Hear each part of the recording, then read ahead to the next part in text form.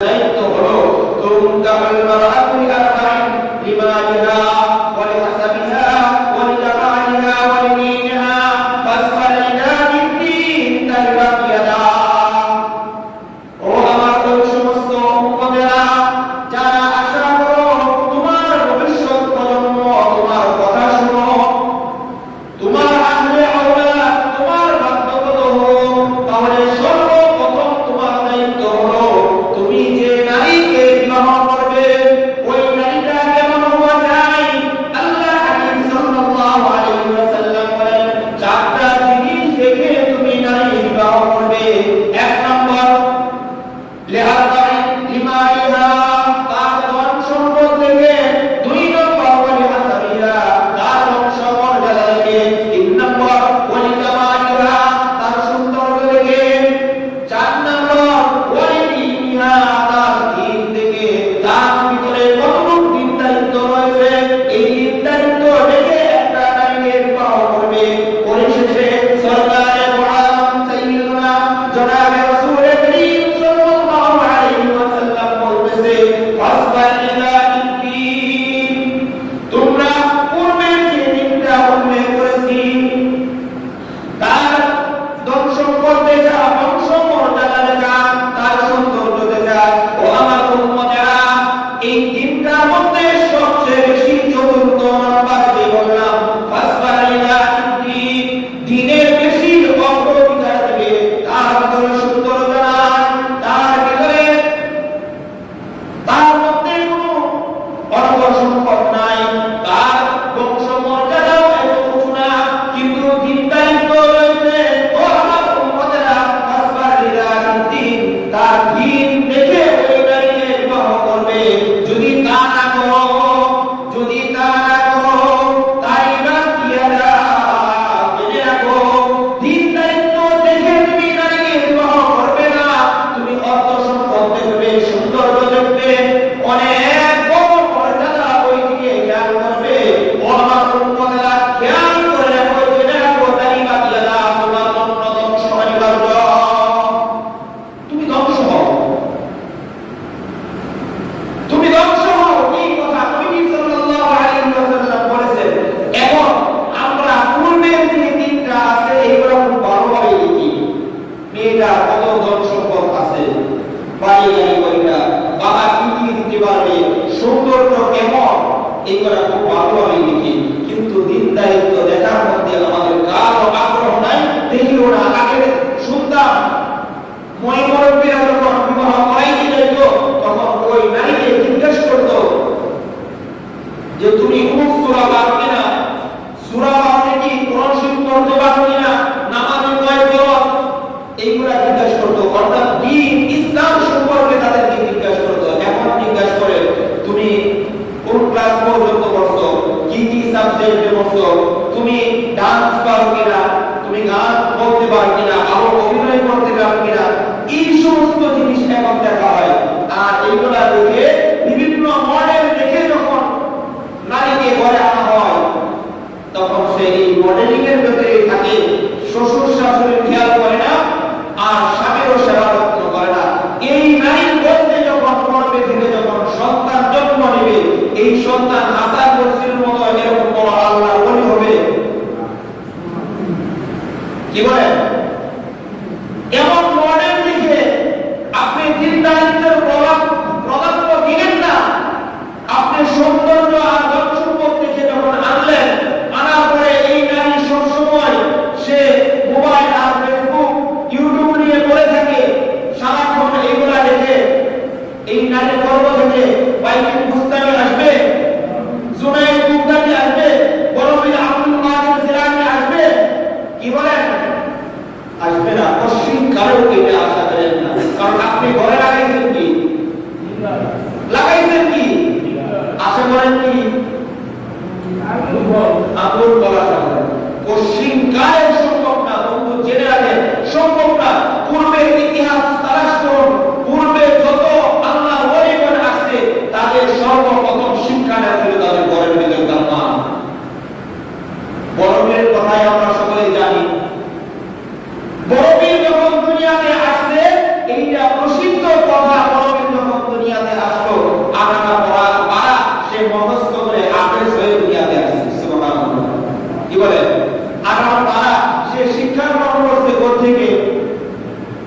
কিভাবে শিক্ষা গ্রহণ করতো?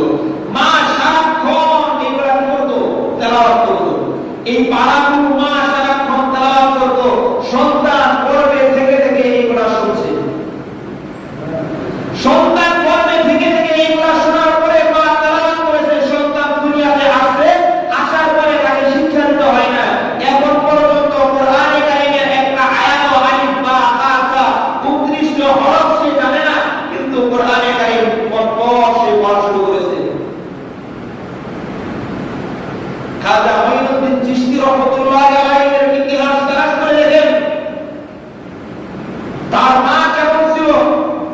সন্তান যখন জন্ম নিল, আসার পরে সন্তান একটু বড় হয়েছে, যখন কথা বলতে শুরু করে, এই কথাবার্তা বলা শুরু করার পরে মা, তার বাবা ছিল না, মা এই সন্তানকে নিয়ে পাশের এক মক্তবের হুজুরের কাছে গিয়ে আসছে, হুজুর আমার সন্তানটাকে কোরআন শিখাবো, দ্বীন শিখাবো, তাকে একটু পড়া আপনার কাছে দিয়া গেলাম, সে আপনার কাছে শিখবে।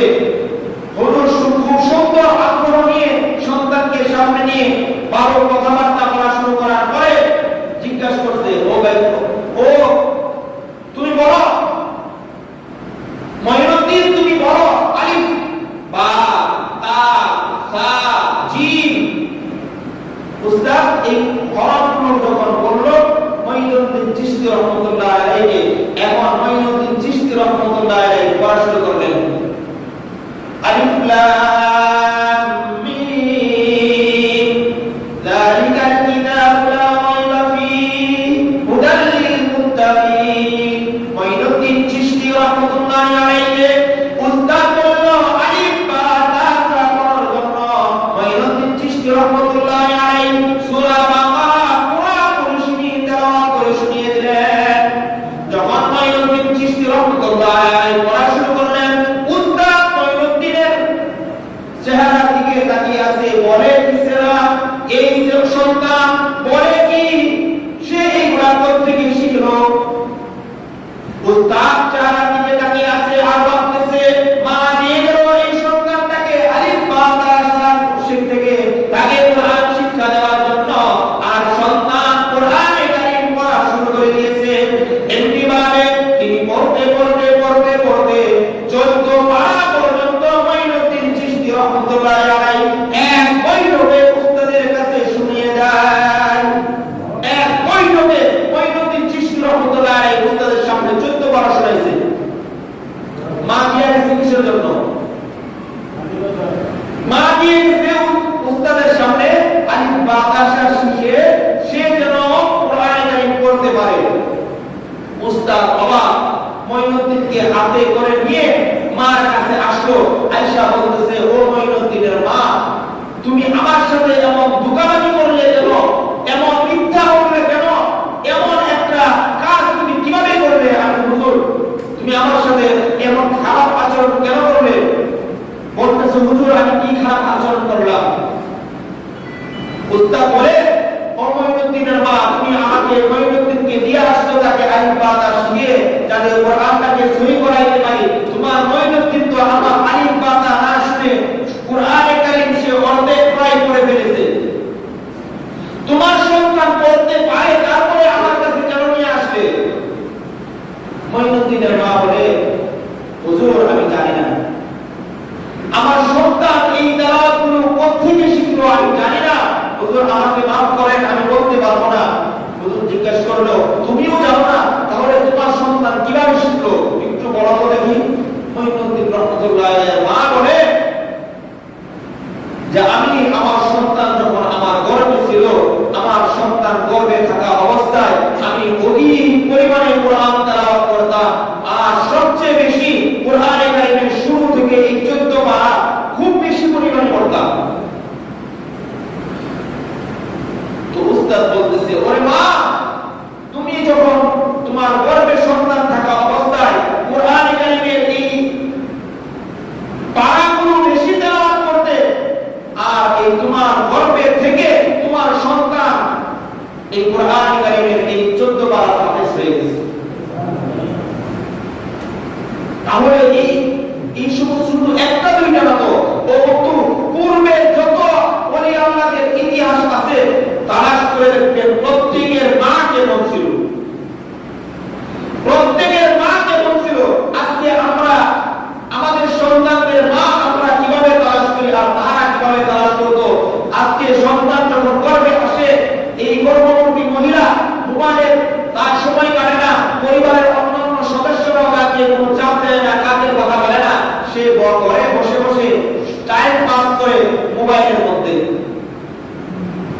বিভিন্ন সিরিয়াল দেখে দেখে সে টাইম পাস করে। এই যে সিরিয়াল দেখে দেখে টাইম পাস করে সন্তানের উপর এই প্রভাবগুলো পড়ে, পড়ার পরে সন্তান দুনিয়াতে আসে, আসার পরে ওইগুলোর প্রতি আকৃষ্ট বেশি হয়। এই জন্য আল্লাহ হাবিব সাল্লাল্লাহু আলাইহি ওয়াসাল্লাম বলেন কি, যে যখন তোমরা বিবাহের জন্য নারী চয়েস করবে, সবচেয়ে বেশি প্রাধান্য দিবে তার দ্বীন সম্পর্কে, সে দ্বীনের উপর কতটুকু আছে, 5 ওয়াক্ত নামাজ পড়ে কিনা, কোরআন সহিভাবে পড়তে পারে কিনা, এইগুলা দিকে খেয়াল করবে।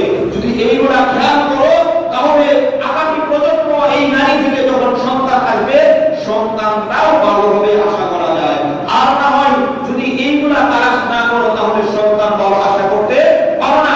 এই হলো নবী সাল্লাল্লাহু আলাইহি ওয়াসাল্লাম প্রত্যেকটা বাবার উপর একটা দায়িত্ব দিয়েছে। প্রথম যে দায়িত্ব হলো বাবাদের, এই দায়িত্ব হলো সন্তান দুনিয়াতে আসার পূর্বে তার জন্য যে মা চয়েস করবে, এই মাটা যাতে দিনদার না হয়। এই হলো 1 নম্বর দায়িত্ব বাবাদের।